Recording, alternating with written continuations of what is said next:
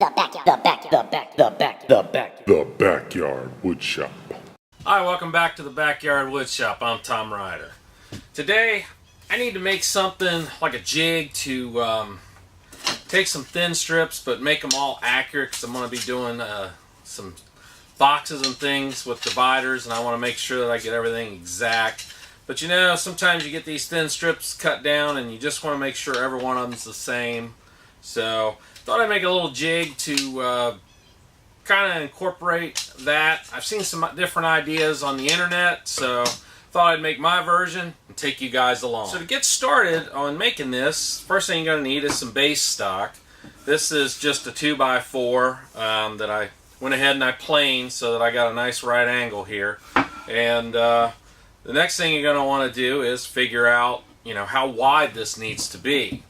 Well, I just want the blade to be exposed, not the whole width of the sole. So I'm just going to measure the blade itself.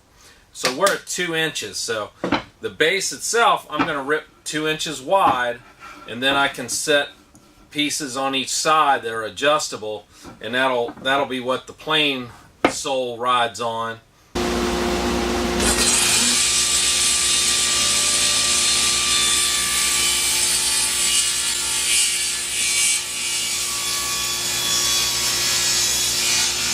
So now we've got our base strip cut to 2 inches wide. Double check that. Yep, exactly 2 inches wide. So an easy way to do it is just to lay the blade right there, and just see how this just slides right under it. Because it's the exact same thickness, I'm going to use this to rip my strips off of for each side. They'll be right here, and that'll help. And then they'll make them adjustable so it'll raise the plane up and down evenly, and we'll get our strips. I think for me, the maximum I'll need is probably 1/4 to 3/8 of an inch. So we'll see how much adjustment I end up getting out of this board, which I think 3/8 will be the maximum. All right.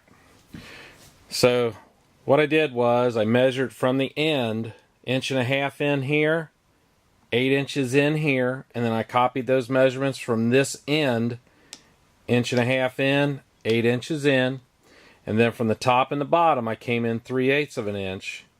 And then hopefully you'll be able to see this, that I'll end up with a slot where these lines cross right here. I'll have a slot between here, and it's just a little over 1/2 inch, but we're going to want to drill our hole right here at the top, because our slot's just going to move up. It's not going to move down past that. So once it hits the top of the slot, that should bring you back flush with the base. And then what I'm going to do is clamp all these together and drill the hole. I guess in hindsight I could have drilled the hole before I cut the piece off the end, and then that would have solved the problem too. So live and learn. It's a little something I would probably do next time, is before I cut the strip off, I would have drilled the holes first. The next thing we want to do is upgrade our bit to like a 9/64, and I want it to test it out. So once the threads get through, you can see that this is going to slide up and down real easy, or this away. So that's what we're going to do, is drill all our holes to 9/64 here, all the way across. And we're just going to continue on with that. Here's an up-close shot of the slot. You're going to drill a hole at each end and then keep drilling holes until you connect them.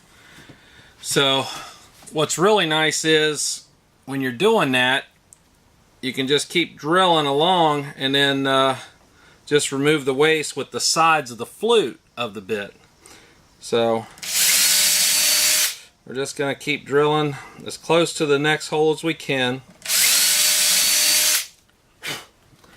Just like this. And then I like to come in at a little bit of an angle.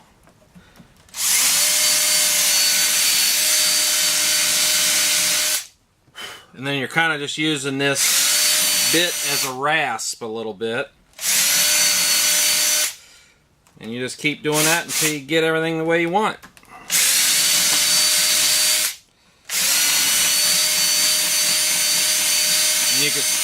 As you can see, I've got a slot. Well, the first thing you're going to want to do is get your screw ready with your washer.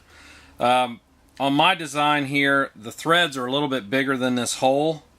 So what I'm going to do is thread it through, get it started in the hole in the base, and just snug it up for right now.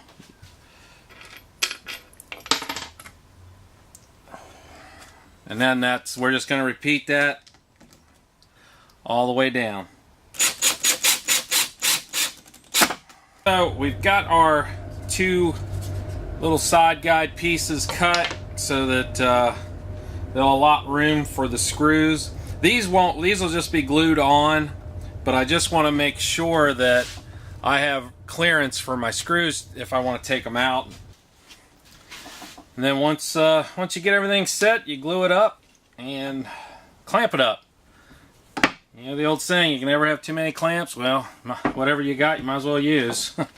I've got a clamp on every single spot on this thing, so I just was trying to make sure it stays as uniform as possible for when I get it all finished. Alright, when you make your little end stop, your little plane stop, you want to make it 2 inches wide. And just shoot a screw in there, and it's just the same thing. It's just a slot, and you can make the adjustment whatever you think's best.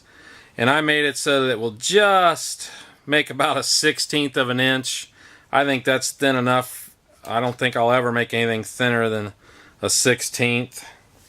And then once you get it down, you just snug this up, and then you're all set. Alright, so I've got these little drawer pieces, little dividers and things, and I thought I had them ripped down to 3/8, but I miscalculated and they're just a hair over. So some are at 3.94 and some are at 3.83, 86.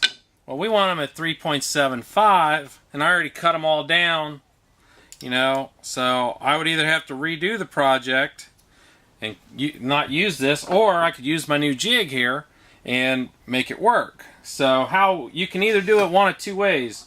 You can take your 3/8 gauge here, put it underneath, push it down, and now you've got the 3/8 that way, or you can do it from the top. I like doing it from underneath. So what I do is I put the one on the front, push it down onto the bench. Let's slide this out of my way a little bit. Push it down onto the bench. Snug this screw down. Come up here and double check it. Your finger's going to tell you a lot more than the eye. And then come down to the other end of the bench. Push it down on this end.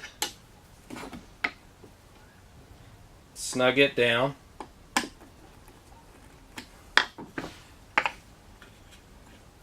And you just want to check it as you go along, so that's how you're going to set it.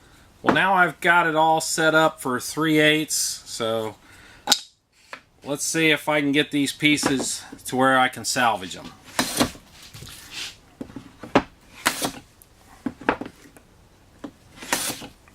So you want to kind of just start by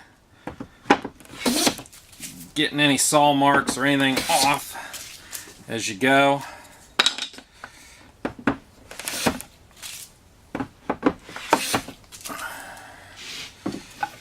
And then let's check it. Wow. That is exactly 3/8 of an inch. So, as you can see right there, I mean, that just slides on there perfect. So, I'm going to say this is a success. Well, I got my jig all made. You've seen that it works. It does a great job. This one will go up to 3/8 of an inch thick and then all the way down. It's an adjustable jig. It works great. If I was going to build another one, what I would probably do is build 2 or 3.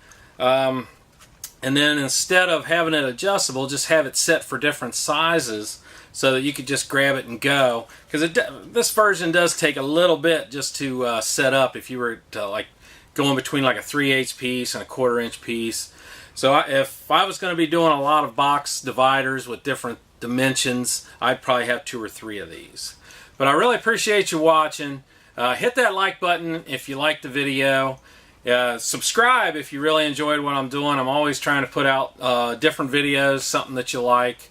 And until the next time, I see you in the backyard.